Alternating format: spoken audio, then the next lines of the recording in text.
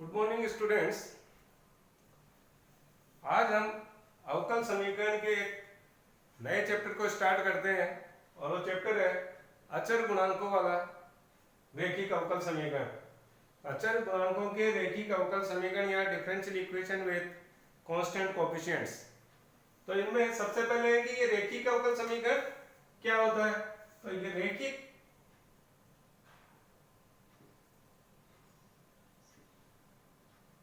अवकल समीकरण की डेफिनेशन ये देने के लिए, क्योंकि हम जानते हैं कि अवकल समीकरण में दो प्रकार के चर होते हैं, एक तो डिपेंडेंट वेरिएबल और एक इंडिपेंडेंट वेरिएबल, यानी स्वतंत्र चर और एक आश्रित चर।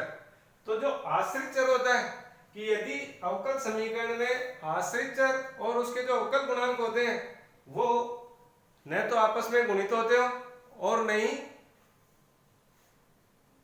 एक घात से ज्यादा घातों में आते हो, तो इस प्रकार के जो अवकल समीकरण है वो रैखिक अवकल समीकरण कहलाते हैं। अब अचर गुणांकों वाले रैखिक अवकल समीकरण का जो व्यापक रूप है कि अचर गुणांकों वाले रैखिक अवकल समीकरण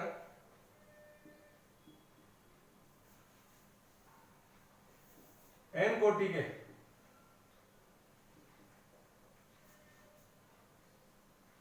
का व्यापक रूप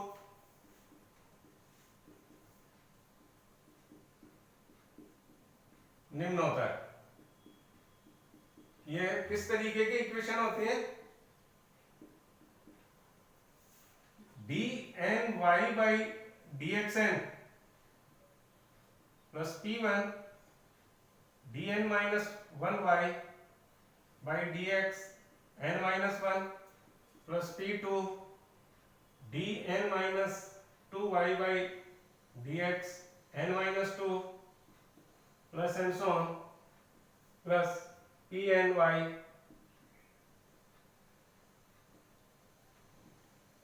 equals to qx। ये n कोटि के रैखिक अवकल समीकरण का एक व्यापक रूप होता है और यहाँ पर p1, p2, p3, pn और qx या तो x के फंक्शन हो सकते हैं या अचर हो सकते हैं। लेकिन यदि p1, p2, p3 and so on, pn और pn ये सभी केवल अचर हो तो फिर ये वाला अवकल समीकरण n कोटि का अचर गुणांकों वाला रैखिक अवकल समीकरण होगा। तो यहाँ p1, p2, p3 and so on, pn ये अचर होंगे तथा qx x का कोई फलन।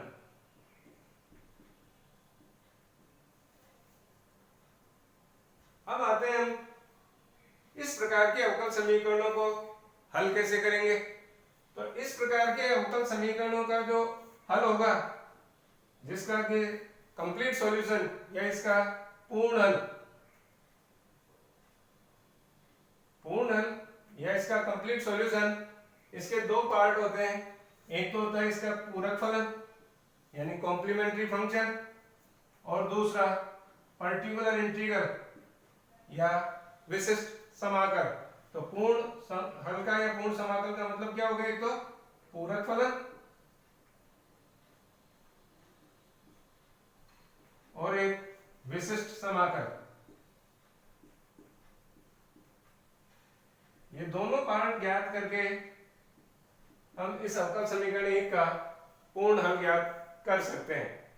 अब इस अवकल समीकरण एक का पूरक फलन ये कैसे तरीके से ज्ञात करेंगे या क्या होता है? तो अवकल समीकरण एक में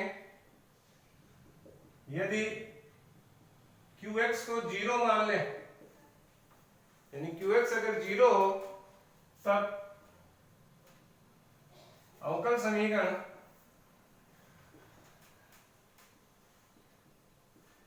dny by dxn plus p1 dn minus 1 y by dx n minus 1 plus p2 dn minus 2 y by dx n minus 2 plus and so on plus pny equal to 0। इसका जो हल होगा, इसका हल ही अवकल समीकरण 1 का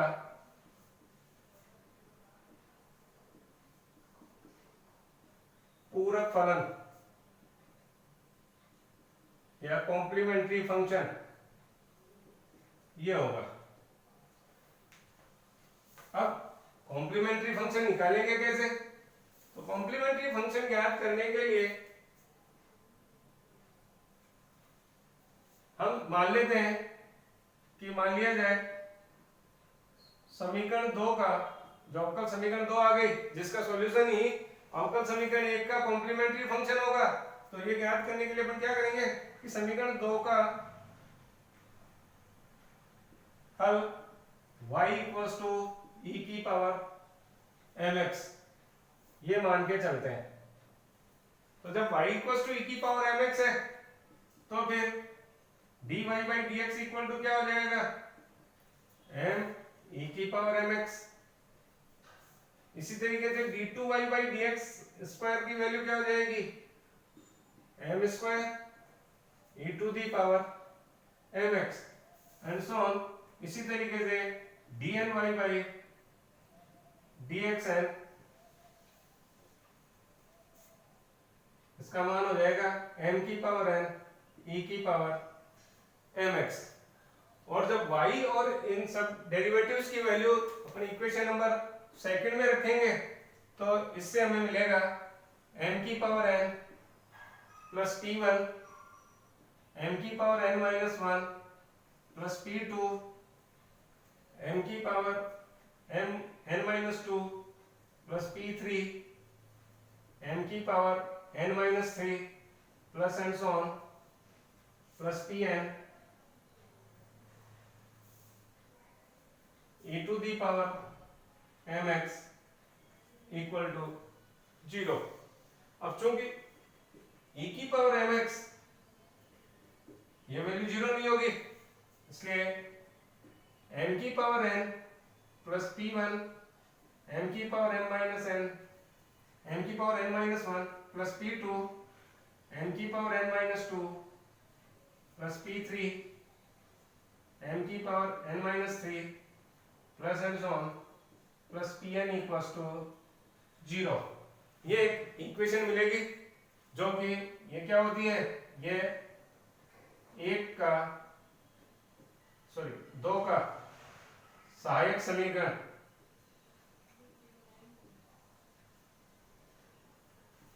इसको ऑक्सिलरी इक्वेशन या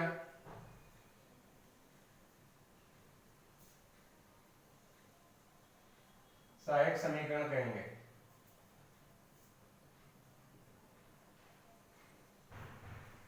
तो सबसे पहले इस इक्वेशन का हल यानी अवकल समीकरण 1 का पूरक फलन ज्ञात करने के लिए हम इसे का सहायक समीकरण लिखेंगे और ये सहायक समीकरण इस रूप में आएगा जो कि m में n घात का एक समीकरण होगा। अब जब ये m में n घात का समीकरण है तो समीकरण सिद्धांत से हम जानते हैं कि n घात के समीकरण के n मूल होंगे, इसलिए समीकरण के n मूल हो जाएंगे। अब ये मूल जो है वो डिपेंड करते हैं कि ये मूल अलग अलग भी हो सकते हैं, वास्तविक और अलग अलग भी हो सकते हैं, वास्तविक और समान भी हो सकते हैं, कुछ मूल इनमें कॉम्प्लेक्स रूट्स भी आ सकते हैं। तो इन मूलों की प्रकृति पे डिपेंड करेगा समीकरण 1 का या अवकल समीकरण 1 का पूरक फलन।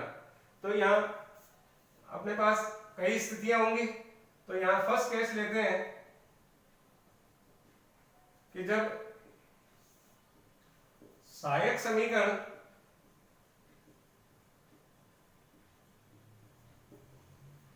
के सभी मूल वास्तविक व भिन्न भिन्न हो।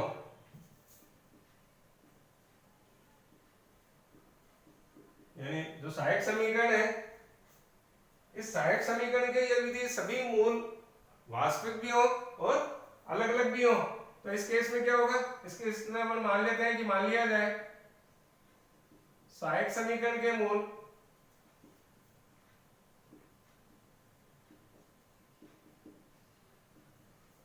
m1 m2 m3 and so on mn है, क्योंकि सहायक समीकरण जो m n का आपका समीकरण है, तो m इस समीकरण को सोल्व करने पर m के n मान मिलेंगे, और m के n मान ये मान लेते हैं अपन m1 m2 m3 and so on mn है तब। और ये सभी मूल अपन ये लेके चल रहे हैं कि वास्तविक भी है और अलग अलग भी है, तब इस केस में एक का CF, या इसको अपन ये भी कह सकते हैं कि समीकरण 2 का हल, तो एक का CF या कॉम्प्लीमेंट्री फंक्शन क्या हो जाएगा, यह होगा C1 e to the power m1x plus C2 e to the power m2x plus C3 e to the power m3x plus and so on plus Cn e to the power mnx। दूसरा case, जो सहायक समीकरण के मूल है ये लेके चल रहे हैं कि वो वास्तविक है सारे, लेकिन इनमें से कुछ मूल रिपीट भी हो सकते हैं, यानी कुछ मूल समान भी आ सकते हैं, कि जब सहायक समीकरण के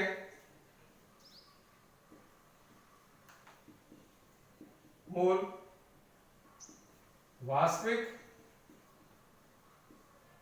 व समान हो।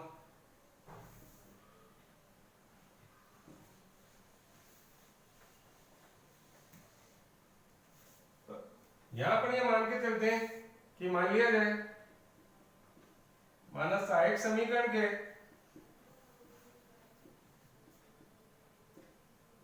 दो मूल m1 और m2 ये दोनों समान है, या इसको दो मूल m1 और m2 समान है, तथा शेष means m3 m4 and so on mn ये भिन्न भिन्न है।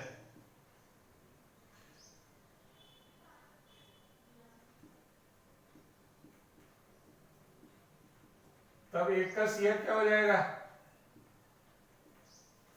तब समीकरण नंबर 1 का या अवकल समीकरण 1 का CF या पूरा फलन होगा, ये दो मूलों के लिए अपन मान के चलते हैं कि मान लिया जाए m1 और m2 जो भी बराबर है, इसको m मान लेते हैं, तो सहायक समीकरण के मूल हो जाएंगे, ये कॉम्प्लीमेंट्री फंक्शन हो जाएगा इक्वेशन नंबर फर्स्ट का C1 plus C2x e to the power mx।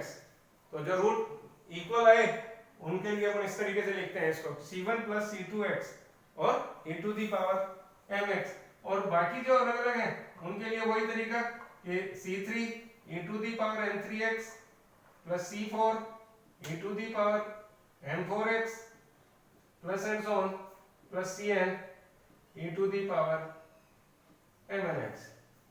ये तो तब है जब सहायक समीकरण के दो मूल m1 और m2 दोनों इक्वल हो गए और दोनों m के बराबर हो गए। इसमें ऐसा भी हो सकता है कि कोई तीन मूल इक्वल हो, कि यदि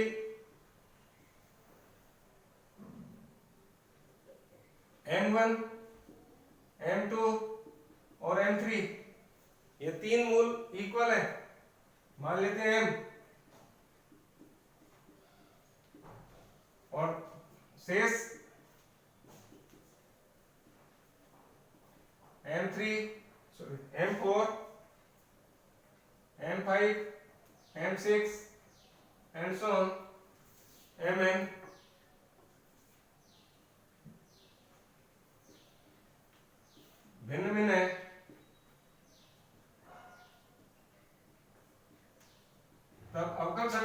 का CF, ये क्या हो जाएगा? इस केस में CF आएगा C1 plus C2x plus C3 x square e to the power mx, और प्लस बाकी के लिए जो कि अलग अलग है सारे, उनके लिए वही मेथड होगा कि C4 e to the power m4x plus C5 e to the power m5x plus and so on plus Cn e to the power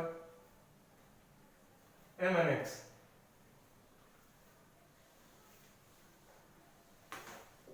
ऐसा ही जो है मूल 4 मूल बराबर हो, 5 मूल बराबर हो, तो आगे अपन इसी मेथड से आगे बढ़ते रहेंगे।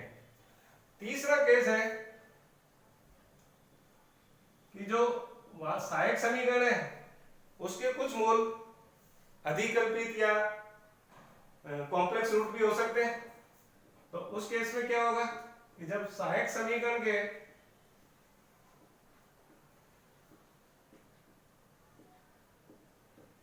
कुछ मूल अधिकल्पित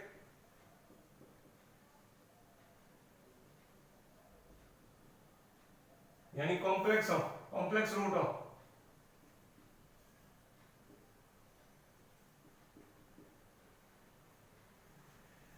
तो ये हम जानते हैं कि किसी भी समीकरण के जो रूट है, अगर कॉम्प्लेक्स रूट आ रहे हैं तो वो रूट हमेशा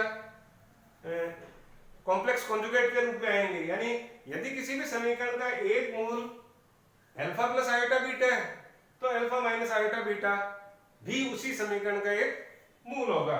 तो यहां अपन ये लेके चलते हैं कि मान लिया जाए सहायक समीकरण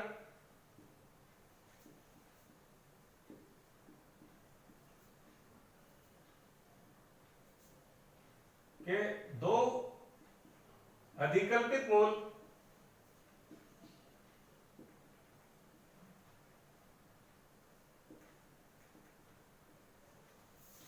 alpha plus minus iota beta है। केवल ये दो कॉम्प्लेक्स रूट लेके चलते हैं अपन। तो उसके और बाकी के लिए वही केस कि बचे हुए जो मूल है m3 m4 m5 and so on mn, ये सभी भिन्न भिन्न होंगे।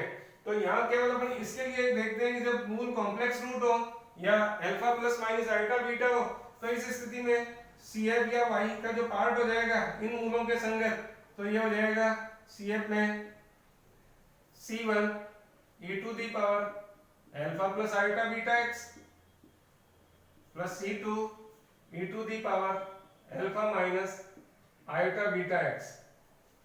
और बाकी के जो मूल हैं, बाकी के लिए इसका जो पार्ट होगा मूल m3 m4 m5 दिया है, तो उसके लिए वही plus C3 e to the power m3x plus C4 e to the power m4x plus and so on plus Cn e to the power mnx हो जाएगा। लेकिन इस केस में ये वाला जो CF है इसको अपन और भी आगे सोल्व कर सकते हैं। तो कैसे करेंगे? तो इसके लिए C1 और इसको क्या लिखा जा सकता है, इसको अपन लिख सकते हैं e की पावर अल्फा x और e to the power iota beta x plus C2 e to the power alpha x e to the power minus iota beta x। फिर e to the power alpha x यहाँ common आ रहा है, then C1 और e to the power iota beta x को Euler theorem से लिखा जा सकता है cos beta x plus iota sine beta x,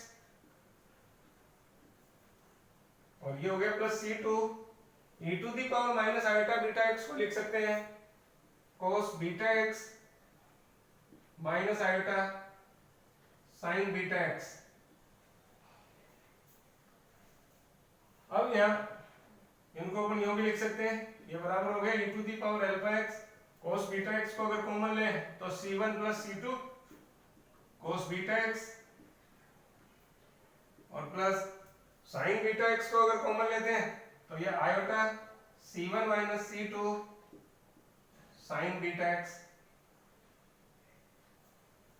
अब यदि C1 प्लस C2 को a मान लें और आयोटा C1 माइनस C2 को b मान ले और दूसरे कांस्टेंट है, क्योंकि ये कांस्टेंट ही है c1 plus c2 और c1 minus c2 और ये आयोटा ये, तो ये c1 plus c2 को दूसरा कांस्टेंट ले लिया a और iota into c1 minus c2 को कांस्टेंट मान लिया b, तब CF इक्वल्स टू क्या हो जाएगा? इस केस में CF या कॉम्प्लीमेंट्री फंक्शन ये हो जाएगा c1 ये e to the power alpha x into a cos beta x plus b sin beta x, तो ये भी इसी का पार्ट हो जाएगा, इसी को सॉल्व करने पर ये आ जाएगा।